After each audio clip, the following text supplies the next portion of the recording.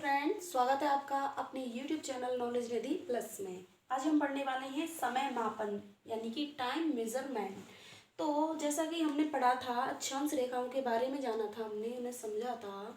तो अक्षांश जो रेखाएं हैं, लैटिट्यूड्स हैं, उनके बेस पर हमने क्या जाना कि दिन और रात बराबर क्यों हो रहे हैं, कैसे हो रहे हैं और कब हो रहे हैं। ठीक है, और दिन रात छोटे या बड़े कब हो रहे हैं, क्यों हो रहे हैं, क्या स्थिति थी। ठीक है, तो ये सब हमने किस पर पढ़ा था? अक्षांश रेखाओं पे पढ़ा था। लैटिट्यूड्स के बेस पर हमने ये जाना था।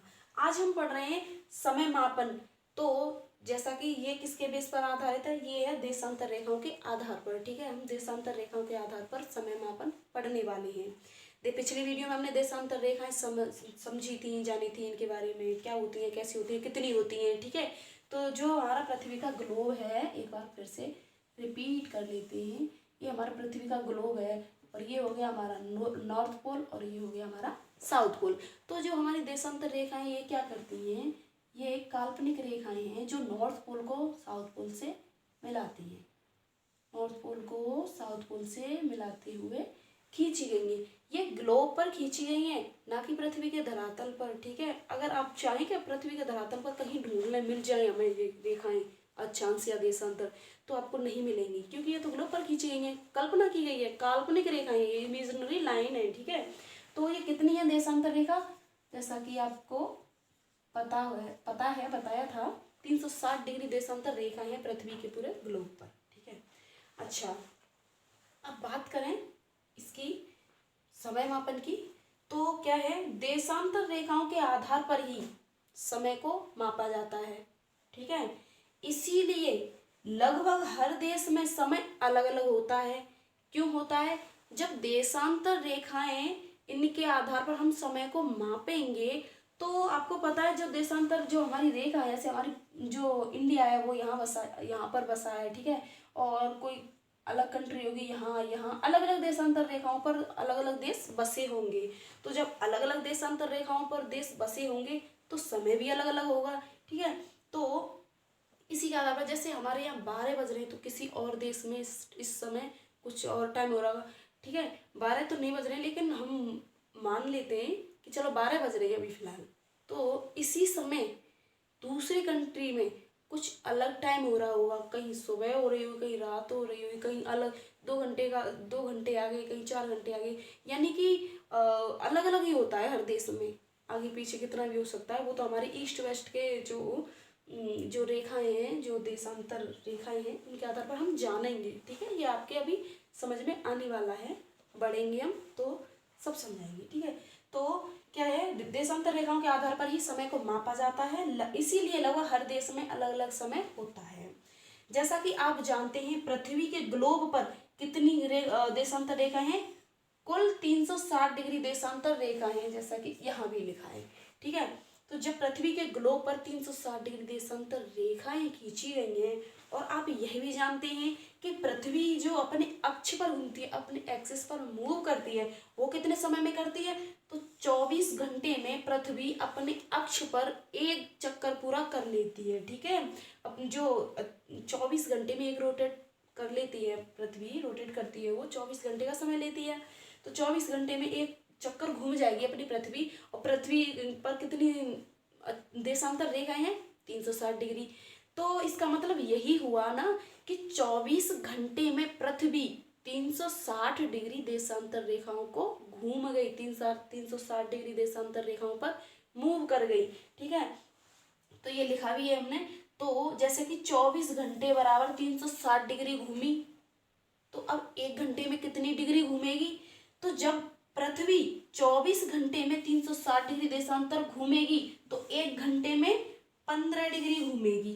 ठीक है, जैसा कि हमने यहाँ लिखा है, अथवा 1 घंटे बराबर 15 डिग्री। ठीक है, ये क्या है? समय है, और ये हमारी देशांतर रेखाएं हैं। 1 घंटे में पृथ्वी 15 डिग्री देशांतर रेखा घूमेगी। अब आगे बढ़ते हैं, इसे कैलकुलेट करके बताएंगे, कैलकुलेशन करते हैं। जैसा कि आप जानते हैं कि 1 घंटे में कितने मिनट होते हैं? 60 मिनट। तो जो हमारी पृथ्वी है 24 घंटे में क्या कर रही है? 360 डिग्री घूम रही है। जब 360 डिग्री 24 घंटे में घूम रही है तो 1 घंटे में कितना घूमेगी, 15। तो जैसे कि हम करके बताते हैं तब समझ में आएगा आपकी। जैसा कि 24 घंटे में पृथ्वी एक चक्कर पूरा करती है, ठीक है। 24 घंटे लिख लेते हैं। 24 घंटे बराबर एक चक्कर पूरा करेगी तो क्या होगा, 360 डिग्री पर घूम जाएगी पृथ्वी, ठीक है। जब 24 घंटे में 360 डिग्री घूमेगी तो 1 घंटे में एक घंटे में कितनी देशांतर रेखाएं घूमेगी, तो 1 घंटे बराबर 360 डिग्री और बट्टा 24, ठीक है। अब इसे डिवाइड कर दो, 12 से ये 2 बार कट गई, 12 दूनी 24 और 12 तिये 36, क्या आया 30/2, 30 डिग्री मतलब, ठीक है। अब ये क्या होगा, ये 2 से कितनी बार कट जाएगी, 15 बार, तो 15 डिग्री निकल आई हमारी देशांतर रेखाएं। जैसा कि 1 घंटे बराबर 15 डिग्री, तो इसे हम ऐसे भी तो लिख सकते हैं, 15 डिग्री बराबर, आप जानते हैं कि 1 आवर में कितने मिनट्स होते हैं, 1 घंटे बराबर 60 मिनट होते हैं, ठीक है। तो क्या हुआ, 15 डिग्री बराबर कितना घूमेगी, 60 मिनट, ठीक है। अब 15 डिग्री घूमने पर 60 मिनट का समय ले रही है, तो 1 डिग्री घूमने में कितना समय लेगी, तो 1 डिग्री निकालेंगे हम, तो 1 डिग्री बराबर 60/15, इसे कट कर दो, 15 कम 15 और 15 चौके 60, 15 से ये 4 बार कट गई, तो क्या निकला हमारा समय, 15 मिनट, ठीक है। तो हम कह सकते हैं कि पृथ्वी 1 डिग्री देशांतर रेखा पर घूमती है तो 4 मिनट का समय लेती है, ठीक है।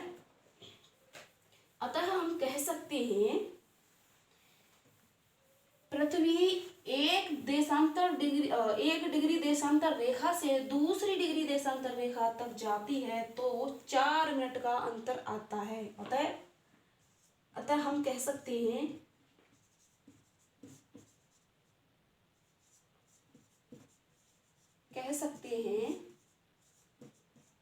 कि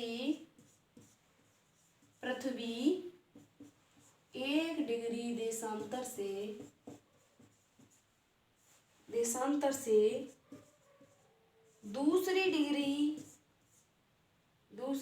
दूसरी देशांतर लिख देते हैं, ठीक है। एक देशांतर से क्या लिख देते हैं, एक देशांतर रेखा से दूसरी देशांतर रेखा पर जाती है या घूमती है, ठीक है। तो क्या होता है, जाती है तो 4 मिनट का अंतर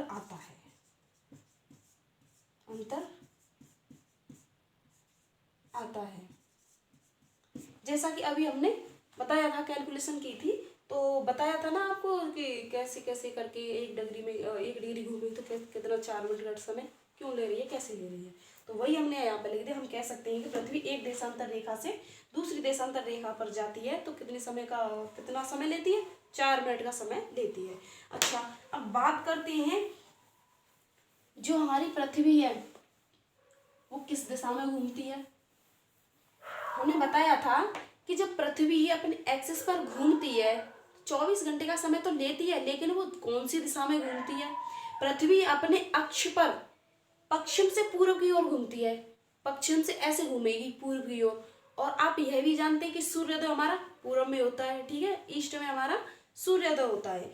तो जब पृथ्वी पश्चिम से पूर्व की ओर घूमेगी और सूर्योदय हमारा पूर्व की ओर होगा, तो पूर्व में जब सूर्योदय हो रहा है तो समय पूर्व का ही तो आगे होगा, इसीलिए पूर्व का समय आगे होता है, क्योंकि पश्चिम से पूर्व की ओर पृथ्वी गति करती है और पूर्व से सूर्योदय होता है, तो इसीलिए पूर्व का समय आगे और पश्चिम का समय पीछे होता है। चल एक ग्राफ बना के इसे समझते हैं, जैसा कि हम यहाँ किस पर समझ रहे हैं, देशांतर रेखाओं पर समझ रहे हैं, देशांतर, ठीक है। इधर लिख लेते हैं पूर्व, ठीक है, पूर्व यानी कि ईस्ट, और इधर लिख लेते हैं पश्चिम। इधर जाएंगे तो क्या होगा, समय बढ़ेगा कितना, 4 मिनट। और इधर जाएंगे तो क्या होगा, इधर माइनस होगा, -4 मिनट माइनस होगा। कैसे, ये देशांतर रेखाएं हैं, ठीक है। अब यहाँ पर जो हमारी ग्रीनविच रेखा थी, 0 डिग्री देशांतर रेखा को क्या कहते हैं, ग्रीनविच रेखा कहते हैं, ठीक है। तो क्या किया हमने, थोड़ा नीचे बनाए, 0 डिग्री देशांतर रेखा ये हमारी, ठीक है। तो ये हमारा क्या है, सेंटर है। इसे हमने इस जो हमारी देशांतर रेखा है इसे हम सेंटर मानते हैं। तो हमने इधर एक लाइन खींची, यहाँ खींची, यहाँ खींची, ये क्या है, हमारी देशांतर रेखा खींची जा रही है। मान लो देशांतर रेखाओं को हम खींच रहे हैं, ठीक है। तो ये हमारी 0 डिग्री देशांतर रेखा है, जिसे हम ग्रीनविच रेखा भी कहते हैं। और इधर क्या है, हमारा ईस्ट है, तो ये कौन सी डिग्री हुई हमारी, 1 डिग्री ईस्ट की देशांतर रेखा।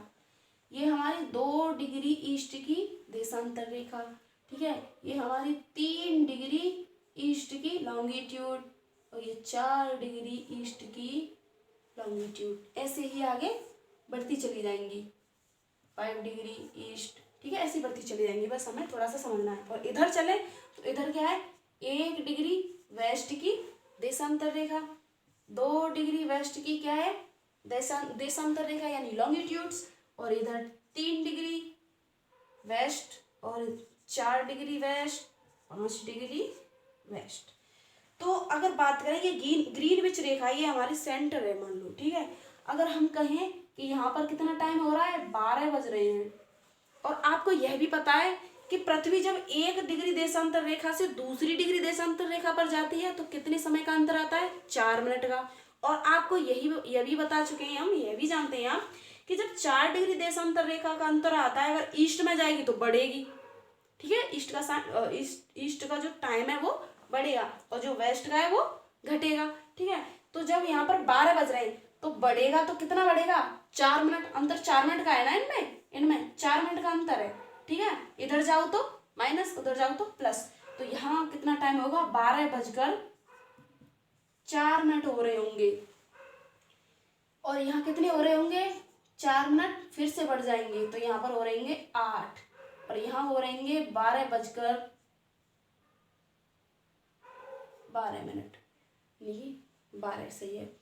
और यहाँ हो रहे होंगे 12:16, यहाँ हो रहे होंगे 12 कितने हो रहे होंगे, 20, ठीक है। तो ऐसे ही 4 मिनट प्लस होती जाएंगी, और इधर माइनस करेंगे, ठीक है। तो यहाँ पे क्या हो रहा होगा, यहाँ हो रहे होंगे 11:56, यहाँ हो रहे होंगे 11:52।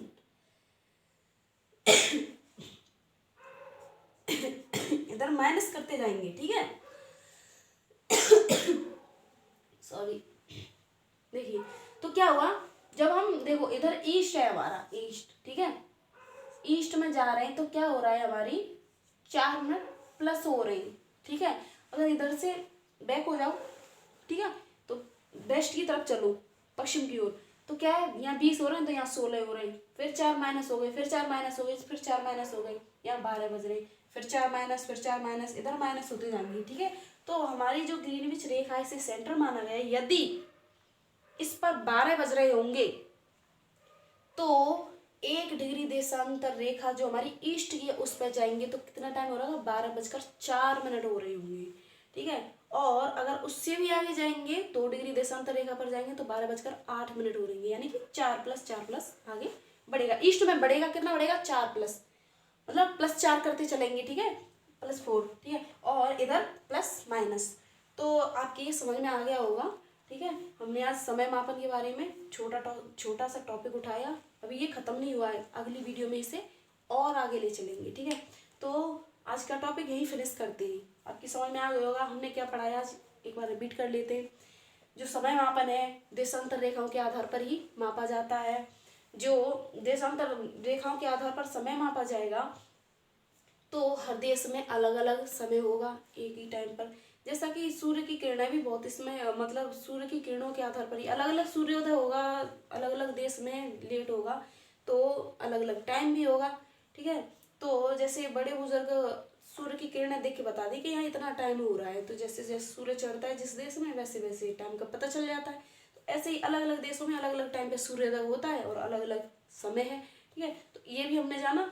तो क्या होता है, पृथ्वी के ग्लोब पर इमेजिनरी लाइन कितनी है, जो देशांतर रेखाएं लॉन्गिट्यूड्स हैं वो कितनी है, 360 डिग्री। ठीक है, जब 360 डिग्री ग्लोब पर खींची गई हैं रेखाएं और पृथ्वी 24 घंटे में एक चक्कर पूरा कर लेती है, तो हम ये भी समझ जाते हैं कि 24 घंटे में 360 डिग्री देशांतर रेखाएं घूम गई पृथ्वी। ठीक है, जब 24 घंटे में 360 डिग्री घूम रही है, तो 1 घंटे में कितना समय लेगी, 1 घंटे में लेगी वो 1 घंटे में घूमेगी 15 डिग्री। अब 15 डिग्री बराबर 60 मिनट, यानी कि 1 घंटे में 60 मिनट होते हैं। 60 मिनट घूम लिए तो 1 मिनट में कितने समय, 1 मिनट में कितना वो 1 डिग्री, सॉरी 1 डिग्री घूमने में कितना समय लेगी, तो 1 डिग्री घूमने में वो 4 मिनट का समय लेगी। ठीक है, अच्छा अब हम यह भी समझ गए थे कि पृथ्वी जो हमारी मूव करती है वो पश्चिम से पूर्व की ओर करती है और सूर्योदय हमारा पूर्व में होता है, इसीलिए जो पूर्व का टाइम है वो आगे और पश्चिम का टाइम पीछे रहता है। ठीक है, इनमें अंतर कितना है, 4 मिनट का। ठीक है, जो हमारी ग्रीनविच रेखा है इसे सेंटर मानते हुए हम कहते हैं अगर यहाँ पर 12 बज रहे हैं तो इसके ईस्ट में जाएंगे तो 4 मिनट टाइम बढ़ेगा हर एक देशांतर डिग्री पर। ठीक है, और इधर जाएंगे पश्चिम में जाएंगे 0 डिग्री देशांतर से, तो क्या होगा, हर हर 1 डिग्री पर 4 मिनट माइनस होते चले जाएंगे। ठीक है, तो आई होप आपके ये सब समझ में आ गया होगा। ये टॉपिक अभी आगे और पढ़ाना है, तो वीडियो देखना ना भूलें, और वीडियो अच्छी लगी हो तो लाइक कर दें, शेयर कर दें और चैनल को सब्सक्राइब भी कर लें। और वीडियो कैसी लगी ये कमेंट बॉक्स में लिखकर ज़रूर बताएं, ताकि हम और मेहनत कर सकें और अपना अच्छा काम कर सकें। ठीक है, तो आज के लिए बस इतना ही। धन्यवाद।